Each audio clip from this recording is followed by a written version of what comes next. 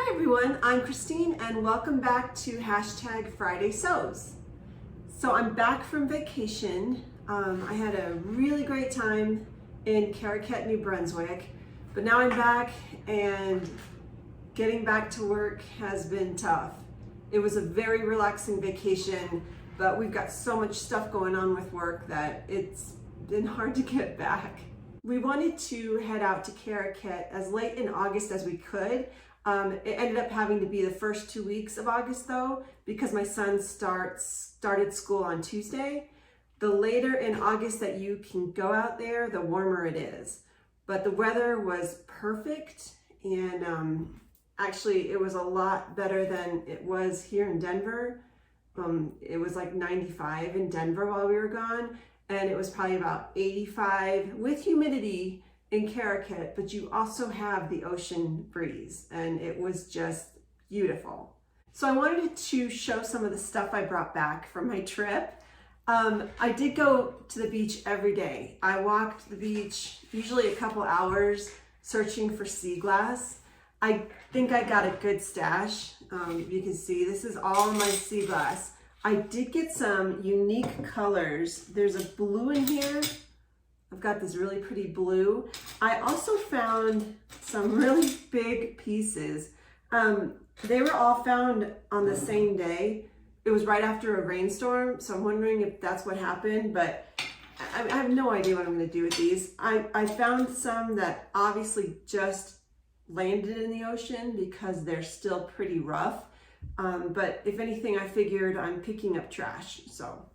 If anybody has any ideas of what I can do with the sea glass, let me know. Speaking of sea glass, there is a market that we go to in Caracat every Saturday, and there is a booth that I go to. It's called Mercia, M-E-R-S-E-A, and she makes jewelry out of sea glass.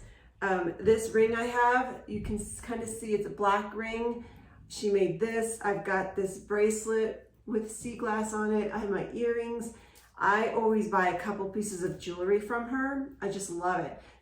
It's such well-made jewelry, and I told her she needed to start an Etsy store, but she hasn't done it. She said she just does it for fun. She's got a big collection, but she's set up at the craft fairs, and unfortunately she doesn't come to Denver. So every time I go out there, I go to her booth for sure.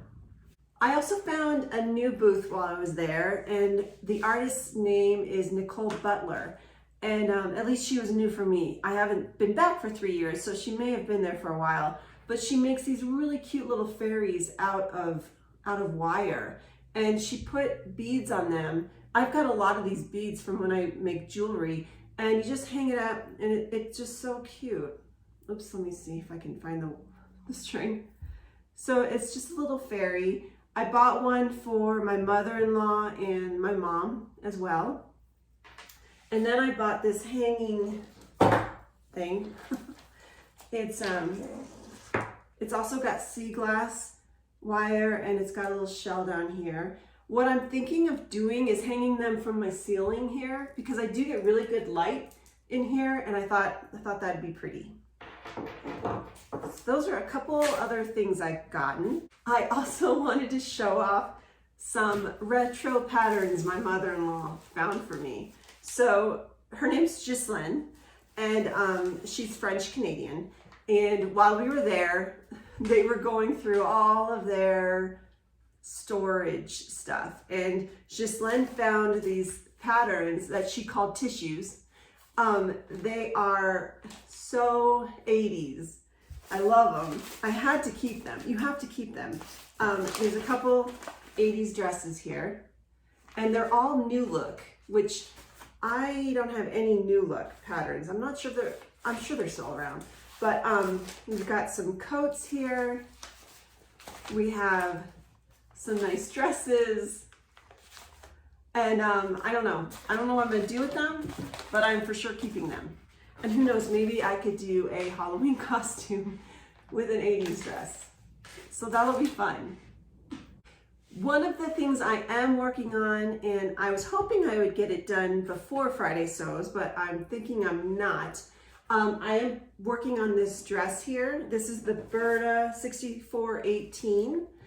I have finished the part 1 video, which is steps 1 through 8, but I'm working on part 2, and I wanted to post them both together. I'm trying to keep them at 20 minutes. The first one is 20 minutes. The second part is definitely not going to be that long, but I did not want to post something longer than 20 minutes.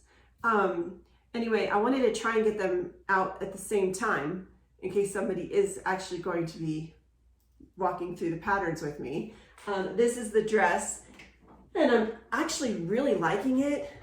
When I first saw it on my mannequin, when it first started coming together, I thought it looked boxy, and but when I try it on, it actually looks pretty good. And I'm hoping, I have a trip next week for work. I have to go to the Lake of the Ozarks for our work, but I'm thinking of bringing this with me to wear one of the nights. So we'll see how that goes.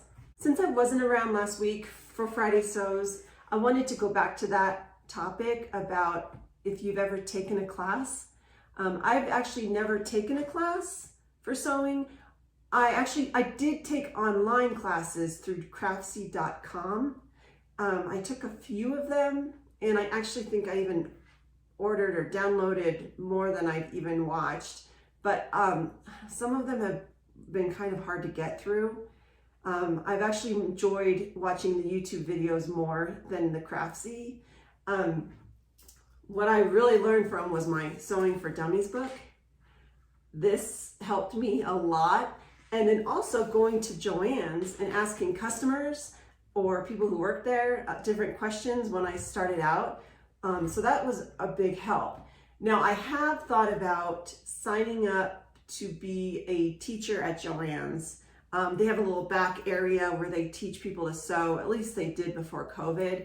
And I was going to try to sign up for that, but it asks, I think it asks you like when you got your degree and where you got it on sewing and all that stuff, which did not happen with me. So I'm not sure if they'd actually hire me or not, but I think it would be fun to do.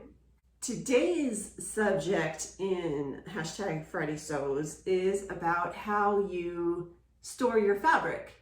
I found online somewhere, somebody talked about or showed how they stored most of their fabric, and they used comic book, they're not covers, the comic book, I don't know, it helps with the comic books. It's a stiff cardboard.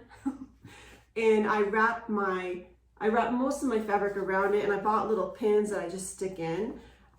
Most of my fleece is wrapped up in rolls because it was way too big to fit on this.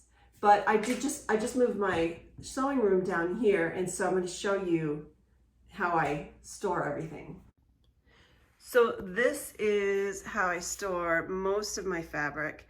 Like I said, this fabric is wrapped around comic book cover things. I don't know what they're officially called. If you want, I can figure out where I found them.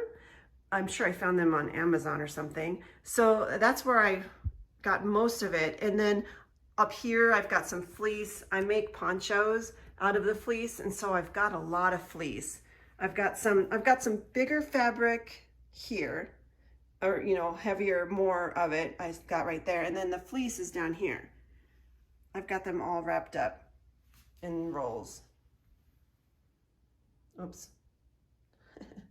So, yep, that's my fleece stash. And since we're here, I wanted to just point out some pictures. My grandma, Catherine, was a designer in school. She went to college. And these are some of her drawings that she did, some of her sketches. And I've got them all hanging up in my room. I just love them. She's got a lot more, but I only had frames for these guys. I just think it's so cool. So I just wanted to show that off. So that is it for today, short and sweet. Hopefully this will be up soon. And if you have any suggestions on my sea glass or anywhere I could, watch a video of how to do something, I would love to hear. Thank you so much, and I hope you have a great weekend.